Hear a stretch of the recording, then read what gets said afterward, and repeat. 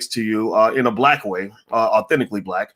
I am not a finance professor who happens to be black. I'm a black man who happens to be a finance professor.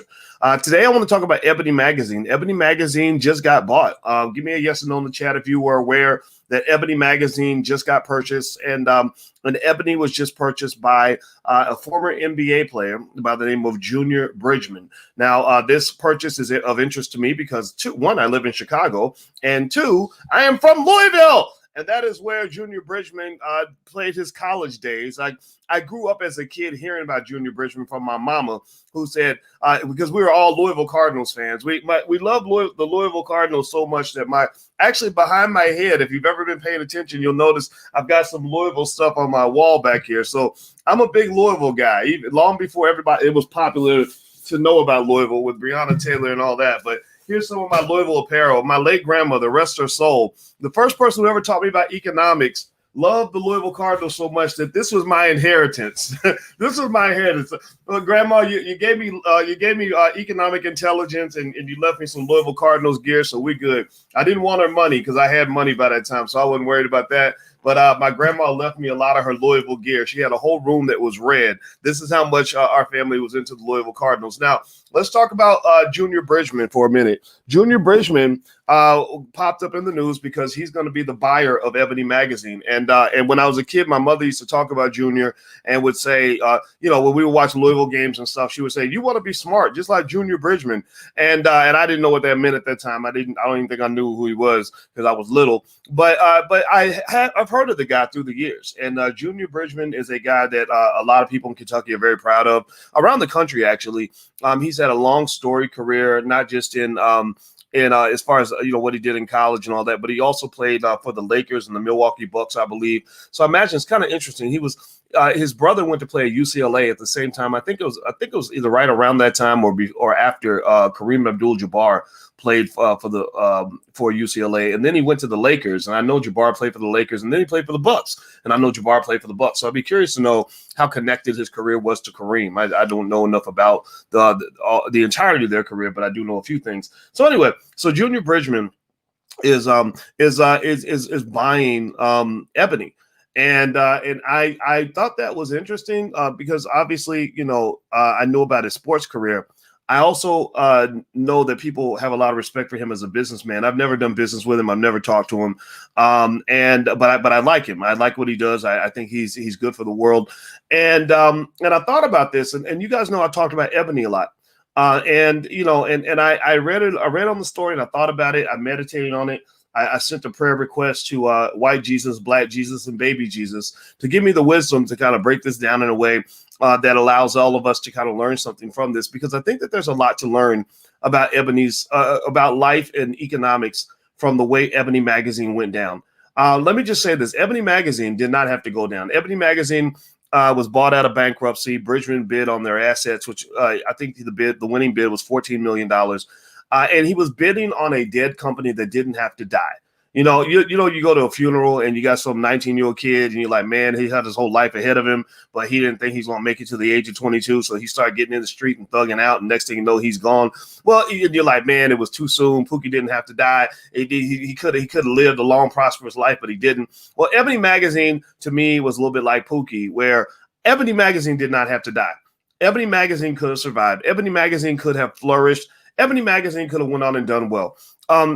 Essence Magazine, from what I understand, seems to be doing pretty well. They seem to be leveraging their brand value and making millions of dollars and all this other good stuff. And I felt like Ebony actually was a brand that had even more brand strength than Essence. Ebony Magazine, if you go back to Junior Bridgeman's era, Ebony Magazine, that was the stuff, man. I mean, that was the premier creme de la creme, like top shelf, most respected institution, one of the most respected institutions in the Black community. So the question becomes, why did Ebony Magazine die too soon? What happened here?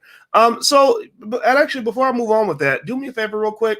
I want to remind, this is our Black media request. We're building Black media. So if you could, please hit the thumbs up button, hit the share button, hit the subscribe button right now, and type a yes in the chat, or put your hashtag B1 in the chat after you do all those things. So right now, on the count of 3, everybody hit the thumbs up button, share the video if you can, or at least subscribe and hit the notification bell so that you'll be notified when we go live. We're building Black media. Black media is extremely important. That's why it's important to talk about things like Ebony, because we need our own media. And I see you guys on Instagram. My Instagram is The Real Boyce Watkins. So feel free to follow me on the gram. All right. So, okay, good. So hashtag B1 in the chat once you're done. Thank you very much for doing that. I appreciate it. Now let's get back to the regular scheduled program. So Ebony Magazine, if I were to say, or share my prayer request that I sent to White Jesus, Black Jesus, and Baby Jesus about Ebony Magazine, or a prayer request I would then forward on to Junior Bridgeman's children who are going to be running the company, I would simply say, don't be a dinosaur. Don't be a dinosaur. Don't do what they did.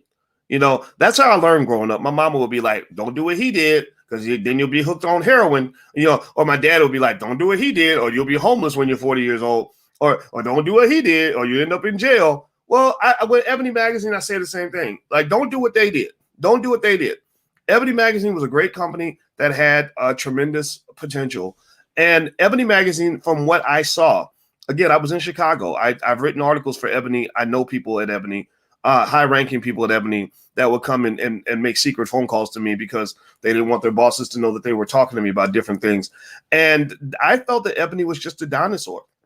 I felt that Ebony wasn't responding to good ideas. Ebony didn't understand that there was this thing that came along that you might have heard of called the internet. The internet came along. I know you may not have heard of it, but it's been around for a little while. And that required all publishing companies to adjust their business models. If you did not adjust, you were going to die. You were going to be like Pookie laying on the sidewalk with your mama crying over your dead body. Well, Ebony Magazine was it broke a lot of people's hearts because a lot of people grew up with Ebony. Give me a yes or no if you remember going to grandma's house on Saturday afternoon and you hear some Lou Rawls in the background and you got Ebony Magazine on the coffee table. Anybody remember those days where Ebony Magazine was right there on the coffee table and a bunch of the issues would be there? Or you go to the barbershop and you're bored, there's nothing to read, so you're reading Ebony and you're reading like these cigarette ads and whatever, right? And all the fellas, I'm sure y'all remember the Jet Beauty of the Week. Anybody remember the Jet Beauty? The young guys don't know nothing about this, right? But the Jet Beauty of the Week was my first introduction to the beauty of the Black woman. I really wonder if I had never seen the Jet Beauty of the Week at the age of 5, I like that solidified my connection to Black women. Like at that moment, at 5 years old, my parents, they thought I was thinking about like toys and dolls and bicycles. Man, I saw that lady's curves. I said, Lord have mercy, Jesus Christ. I don't know what this is, but it's special. And I had this Jet Beauty of the Week. And my dad's talking to me about cartoons or something. You don't know, like, Boyce is way beyond cartoons now.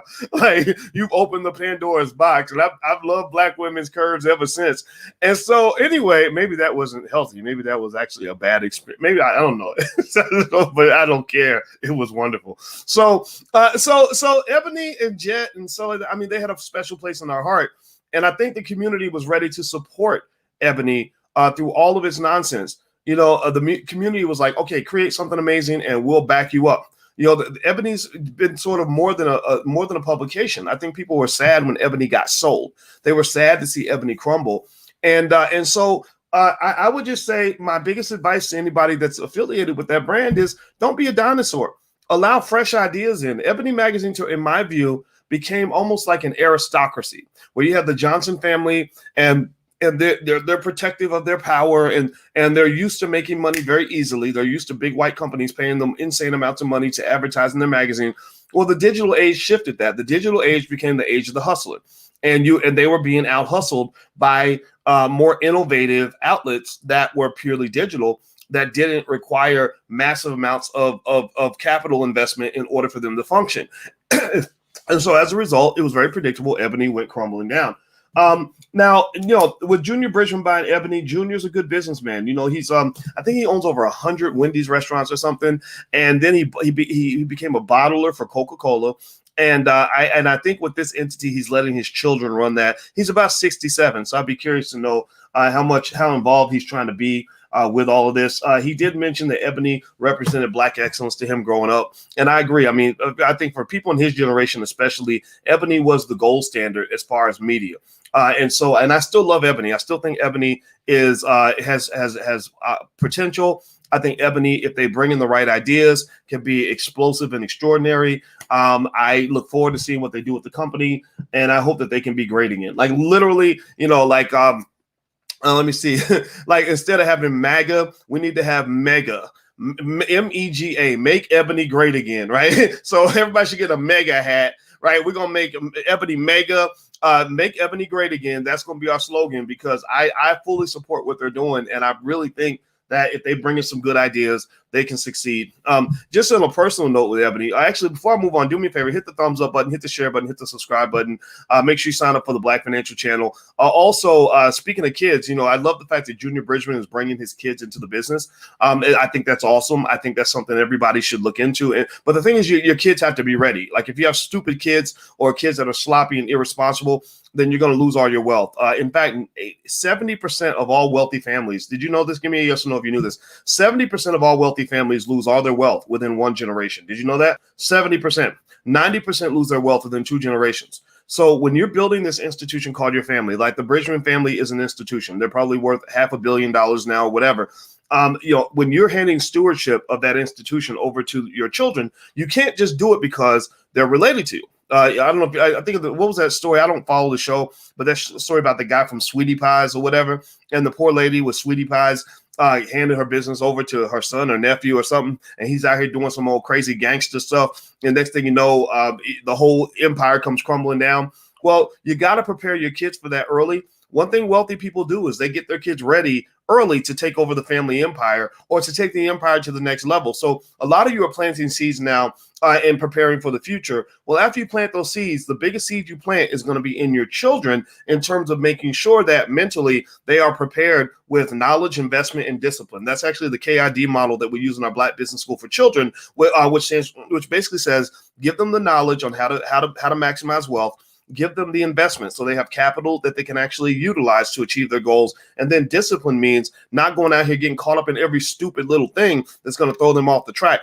There's a guy I met one time who was mentoring this young dude. And this young dude, it's so bad. It drives me crazy. This shows like what media is doing to us in terms of giving us horrible culture.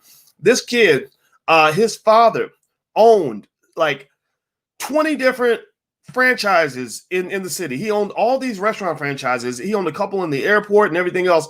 And so his father's making like $50 to $100 million a year. His father was a hardworking man, but he was getting old and he's getting tired. He wanted to pass all this down to his son, right? Check this out. His son wanted to be a rapper. His son was like, I don't want to run a restaurant. I want to be a rapper. Right. So this kid literally is running around trying to hang in the hood and roll with the thugs and get his gangster credentials, maybe do some jail time so he gets some real street cred. And his father's like, I've got a business that's generating $50 million a year in cash flow. And you want to go rap? Like rappers ain't even got no money. 90% of them are broke. Are you kidding me? Now, speaking of rappers, one unbroke rapper that's actually coming to the platform today, Ice Cube, will be on tonight. I think it's 9 Eastern, I believe. He'll be on drboycetv.com. So me and Cube have a lot to talk about. We're going to talk about politics, but we're also going to talk about economics. I told him, I said, I really want people to understand the mindset of a boss. I want people to understand the mindset of a guy that knows how to own things, a guy who made tremendous moves and transitions through his career, that was able to actually start a sports league. Remember, in a world where you got multimillionaire athletes who swear that they don't have enough capital to start a sports league, but Ice Cube did it. The big three is real. The big three is out there. And so there's a mindset associated with that. And I said, if we can dig into that a little bit, I will really appreciate that. So he's coming through tonight on drboycetv.com at 9 p.m. Eastern. But if you can't catch it live, you can. I'll replay it. I'll send, you'll see the recording. It'll be up there. So don't feel like you have to be there then. But if you want to catch it live, it's 9 p.m. Eastern tonight on drboycetv.com. So the point of the matter is that he's doing a good job with his kids. I love it. I love the idea of buying this massive, beautiful asset like Ebony and saying, here, this is my gift to you.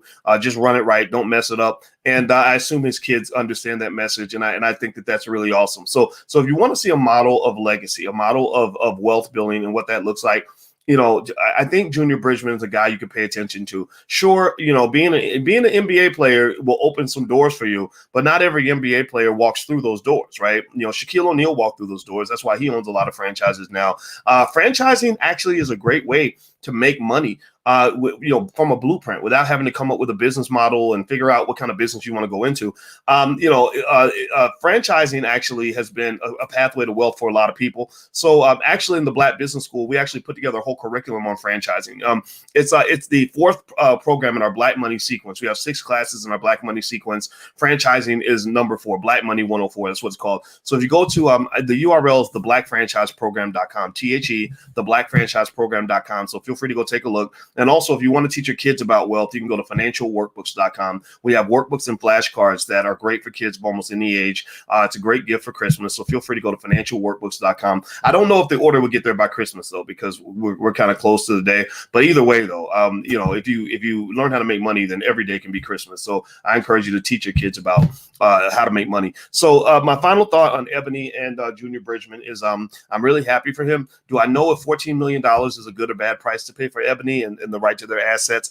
I can't gauge that. My first instinct is yes. Like my first instinct is that if you're looking in terms of like return on capital and all that, I think Ebony instantly becomes a multi-million-dollar brand if they have the right investment, if they have the right amount of working capital and can really work their asset the way they should. But it's going to be a work in progress. I think they're going to have some young, innovative people in there that are going to bring them great ideas that are going to allow them to catapult Ebony in a productive way. I think if they run Ebony like they did before, it's going to become a dinosaur. Ebony's going to die. And that was something I said repeatedly back when Ebony was still alive. I said, if they don't adjust, they're going to die. And I'll be damned if they did not die. And Ebony became kind of the laughing stock of the community. And I think that's kind of sad because Ebony it didn't have to be that way. Pookie did not have to die. So anyway, that's it. Those are my 2 cents. Congratulations to the Bridgeman family. I don't know them, but I'm sure I know people that know them because, again, we from the Ville. I'm from Louisville. So all the Black people in Louisville kind of know somebody who knows somebody. So if you are one of those people that knows him and knows his family, tell him I say congratulations, good luck. I wish him the best, and I'll be watching. And I am a supporter. I believe in Ebony. I believe Ebony will be great one day. And again, put your mega hat on. Make Ebony great again. That's what we're going to do. So I'm out of here, guys. Do me a favor. Hit the thumbs up button, share, subscribe button. Also, later on today, I'll come back with more analysis on what's going on in the stock markets. We have some big news going on with Donald Trump basically coming in at the last minute and saying he wasn't going to support the stimulus package unless they increase the payments. Now, I agree with that, though. I think that $600 is nothing. It's almost like a joke. But I think it is kind of it throws a monkey wrench in the system. So it'll be interesting to see how that plays out. And also, last but not least, there's a free lecture if you want to go take a look at it. It's at blackfinancialsecurity.com, where I actually break down what financial security looks like. So if you're ever curious, if you're confused about economics or finance or whatever, just know my PhD's in this stuff. I can help you. The lecture's free, blackfinancialsecurity.com. So hit the thumbs up button. Feel free to go to the website. I'm out of here, guys. Have a good day. I'll see you soon. Take care.